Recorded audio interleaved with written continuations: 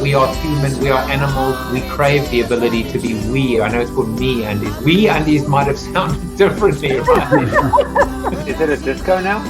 Yeah, it's the after party, so it's now we go with the flash. My goal in life is to be a laptop sticker. Me too. And despite the best ministrations of your wife, you still look ugly. It's a great honor, Mr. Jaffe. It's always nice to be with you. I'm so happy to be with you. I'm honored. Thanks for doing this, too. It's a real service to the community. Thank you for doing this, Joseph, for doing CoronaTV in general. And it's your gift to the universe, and it's appreciated. Very human, and I like that. Look at you! You are insane! How did I do that? You're insane! It is a great show today. I am privileged to have Mark Bomback, who wrote, who produced the miniseries, the TV miniseries adaptation of the book by the same name, Defending Jacob. Today, the front page of the New York Times, it says U.S. deaths near 100,000, an incalculable loss. It was this page and another 3 pages as well. And I think it's important, to show this on full screen. 4 pages like this, that just represents 1%, just 1% of the people that have perished. Think about that. 4 pages, but only 1%. It is important for us to be able to acknowledge, and for us to be able to not just remember them, not just remember the people that have come before them and the people that have served our country and fallen for our country on Memorial Day, but indeed all of the people that have paid the ultimate price right now. Please join me in welcoming Mark Bomback. Welcome, Mark. Thank you, Joseph. It's a pleasure to be here. So far, I would say on a technical difficulty level, I've pushed myself to the limit, and I think I probably only stuffed up 3 times. So hopefully you didn't notice. I'm sure you would have. No, I'm just trying to wrap my head around the disparity between what I'm wearing and what you're wearing, and I apologize to your audience for looking so schlubby. I did not realize you would be dressed so nicely. Oh, I can change it. As quickly as I can. I'll take the tie. I'll take the tie off. This might actually be the first time I've worn a tie since my bar mitzvah. So we'll throw that away. I'm not really a binge watcher, and yet I watched 4 episodes of Defending Jacob back to back to back to back. I swear to you, I'm not lying. It's the first time I've actually gone 4 episodes deep. And I'm loving it, and I'm up to date, and I won't be asking for any spoilers because, of course, there is a book if I really wanted one. I will say, even those who've read the book, they might have a sense of what the ending will be, but in fact, it's a bit different than what's in the book. So even people who are familiar with the basic trajectory of the plot, hopefully will be in for a surprise or 2. The first thing that I noticed is that this is appointment viewing. It's being released on a weekly basis.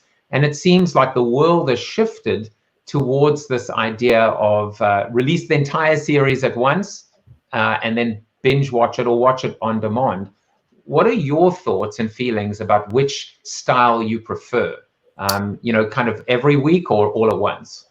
It is sort of on a show-by-show basis for me as a consumer. There are shows that I like for instance, The Last Dance, the Jordan documentary that just came out. I liked waiting and not having this obligation of 10 things waiting there for me and feeling like, I got to slog through.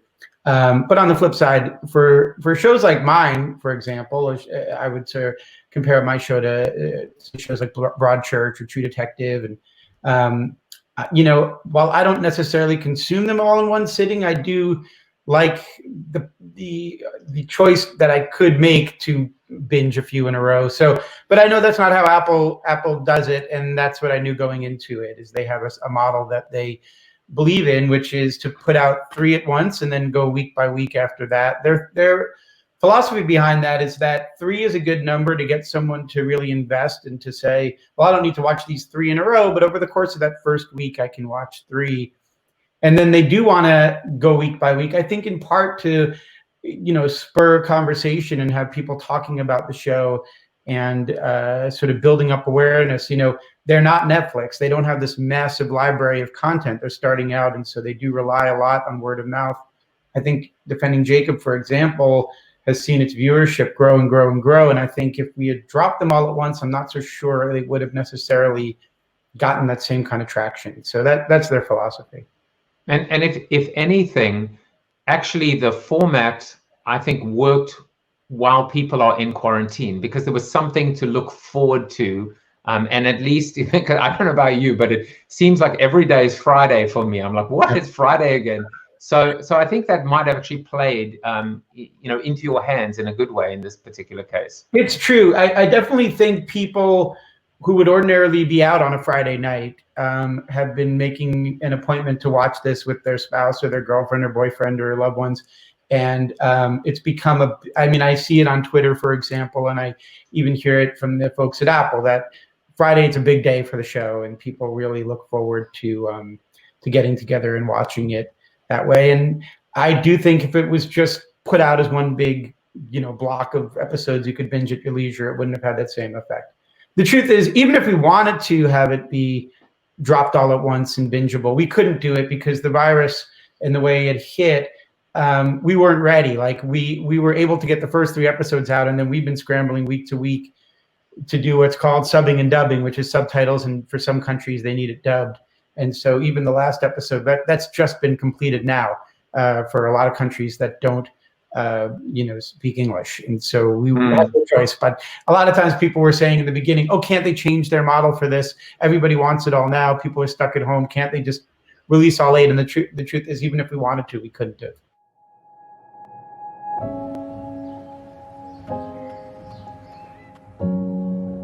We were sailing towards an iceberg.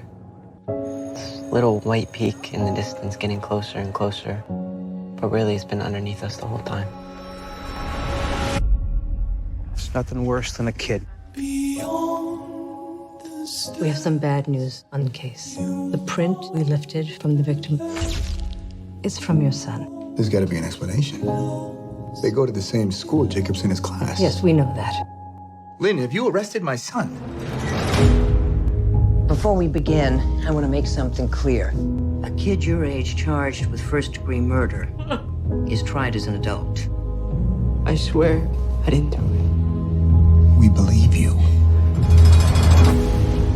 You have admitted to being in the park, and a fellow student alleges you had a knife you would bring to school. I guess so. They're saying he looks smug and remorseless. This is gonna follow him around for the rest of his life. It's a mistake. We're gonna figure it out. Do you have any doubts about Jacob's innocence? No, of course not. Where is the knife now? So you've been lying to me. I did what any parent would have done. Can't leave his fate up to the courtroom. My only job now is trying to protect our son. We're prisoners in our own home, acting like we're normal. We are normal. Oh my God, you think this is normal? We gotta get answers for ourselves. I know what you did! Lawyers have boundaries. I don't, not anymore. Remember that in their eyes, it isn't just Jacob who's guilty. You all are. Did you follow me here? This is damaging. This is evidence. You're scaring him. Good. He should be scared. I'm scared. So I have to know. I want the truth. You can be a good man, or you can be a good father. There was no normal to go back to. There was just before and after.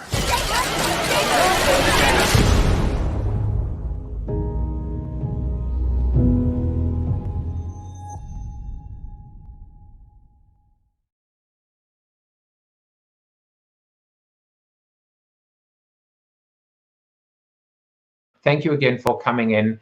We always end the show by me asking my guests to just give a little bit of advice to people that are at home right now, that are maybe a little stuck, a little bit down, just something that's going to brighten their day or give them, that little bit of inspiration to keep going. Oh boy, that's actually a big ask. I'll just say, what I say to my children is that there are a lot of people who have it much, much worse than you do. And it's very hard to attain a perspective beyond your own sort of immediate reality, but it's important to try to do that, at least for people who are healthy. You know, my brother and his wife, knock wood, you know, came through having the virus. We have a neighbor who had it really bad and wound up in the hospital. I have an uncle who had it, and we've been very fortunate that nobody has succumbed to it, although actually one of my parents' friends did succumb to it.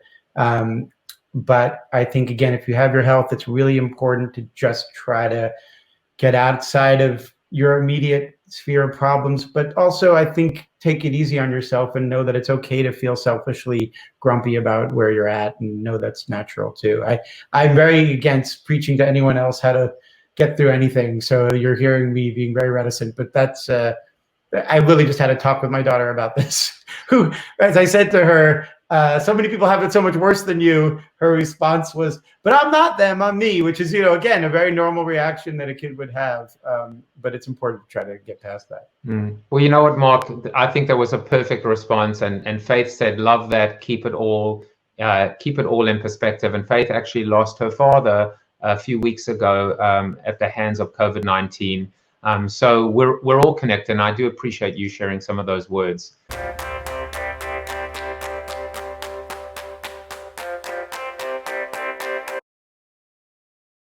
Mark, if you want to just take just a few minutes just to talk about a little bit about the casting, maybe the casting of Defending Jacob, just maybe one or two things perhaps that we might not have realized or known, or a couple of nuances, that'd be awesome.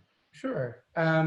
One question I get asked a lot, obviously, is why Chris Evans? He's younger than the character. I think the character in the book is written in his 50s.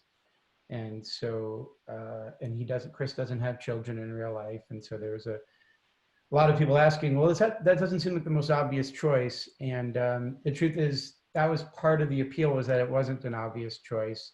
I knew he was from Boston.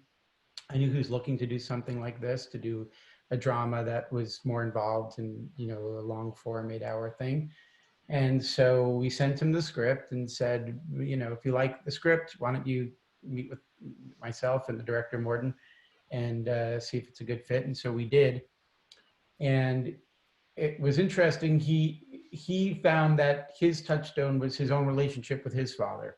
Even though he didn't have kids, he was able to sort of draw upon that. And as a writer, I started to rejigger the script a bit to lean into the fact that he was younger than the average person who has a 14-year-old son, and took advantage of that to add in this element that he and his wife had met when they were very young, had their kid probably before they were really ready to have kids, and sort of explain why so much in the relationship has been pasted over and not addressed, that he was maybe a little bit too young to start on this journey to fatherhood, and now he's starting to feel it. So that's sort of to talk about Chris. And I would say with the rest of the cast, it was a real pleasure for me. When I work on a film, the director sometimes will consult me about whether I agree with the casting choice or not, but oftentimes it's the director's decision. In TV, it's the showrunner's decision in concert with the director. But really, I'm the final say. You know, if I don't like a piece of casting, it won't happen, which is just a real thrill as a screenwriter. So every one of these characters, I would be able to sort of envision in these roles and think through, well, what are the implications to the script? Michelle was someone who we went to really quickly after we had Chris, and we thought they would make a really interesting pair. I loved her in this show that a friend of mine made called Godless. That was just great, and she's great in it. And then Jaden was the part of Jacob we knew was going to be the biggest challenge, because it was such a burden for a young person to have to carry this whole show. And did he or didn't he do it is really the thing that drags you through. And I remember loving Ed Norton's performance in Primal Fear a long time ago, and that was sort of my model: is who can we find that you can look at in this way, that they sometimes seem innocent, sometimes seem guilty. And we had this idea that we were going to have to do what they call chemistry reads with all these different child actors against Chris and Michelle to see who felt like the right kid. And Jaden put himself on tape and sent the tape in, and within 2 minutes of watching this, we were like, thank God that this search is over. He's the perfect kid. And yeah, so that's sort of how we cast the main three. And then for each role, you go to your wish list. Cherry Jones was the first person on my wish list, and luckily she said yes. JK, we didn't think we could get, so we were actually shooting for people who were a little less famous. And then we realized in the schedule, we only needed him to shoot for a couple of days, and so we went for it. Morton, the director, had a relationship with him from another show they'd worked on together. And so that was sort of a carrot we could dangle. And when JK said yes, it was obviously a big game changer for that part. And really what we tried to do is find diversity where we could too. Like in the book, a lot of these characters are men. We changed them to women so it didn't feel like such a stodgy cop show in a way that sometimes you've seen it. One of the characters, Lynn Canavan, which is an Irish name, I didn't really want to feel beholden to that. I cast an actress who I love, Sakina Jaffrey, who's Indian. Purna Jagannathan, who plays the psychiatrist, is an actress who I love as well. I guess you could say, well, there's 2 actresses of Indian descent, but that happens in life all the time, that you happen to know 2 people of Indian descent. And I felt it gave it a real naturalism. And then an actor who I love is Betty Gabriel, who plays Andy's, the detective who Andy's been working with. And she's so fantastic that I just was kind of trying to write more and more for her. And just think she's the best, and really could have watched an entire show just about her. So we got really lucky. The other thing that's critical with a show like this is you look to something called local casting. So I have a casting director who really is in charge of my leads and all the sort of bigger roles. But then in Boston, we need someone to cast all these small parts, the cashier, the cop, these different people you see. And we had a woman named Angela Perry who cast the fighter, which I think had great local Boston casting. And so I really wanted her to find people who were super authentic and really felt like they were from that area. And you hear these accents that aren't forced at all throughout the show that really just give it a lot of authenticity. An actor who I didn't know, but now I love, a guy named Sean Fitzgibbon, who plays Duffy's partner, this guy, Detective Peterson. Relatively small part on the page, but he really makes it his own in episode 7. He's one of the best people on the stand. And so, yeah, so we try to really, look for people who feel like they're of the real world, and I think it helps really ground the show. I went for a run yesterday, and I was listening to Jerry Seinfeld's interview on Howard Stern. Mm-hmm. And, they're talking about the Michael Jordan documentary, and they're talking about Howard Stern and Jerry Seinfeld being inarguably the best in the business and at their game. And Howard Stern talks about hard work and grit and putting in the hours. And Seinfeld disagrees with him, and he says, no, he says, it's not that. He says, the grit and the hard work and the determination that comes. He says, the word is love. The word is love. You have to love what you do, and you have to love it so much that you want to put in the work. And I mention this only because as I'm watching you, Mark, all I see is love. I see the smile, and I see how each character in the casting was not a labor of love, but an act of love. And so the end product is just that. It's filled with life, and it's filled with love. And that was my takeaway from watching you and listening to you. I appreciate that. I would agree. I do love the show, and I love the people who put so much of their time into the show. And it's funny, I listen to Howard all the time, and he's always looking to make sure the audience understands that these people who you idolize, whether they're musicians or actors or athletes, that this stuff comes with tons of hard work, right? He's always making sure the audience understands that these aren't people who just roll out of bed and show up on a set and do this. They really are the hardest working people. And it's funny, Jerry does take him to task on that, but I think Jerry is notorious for writing every single day.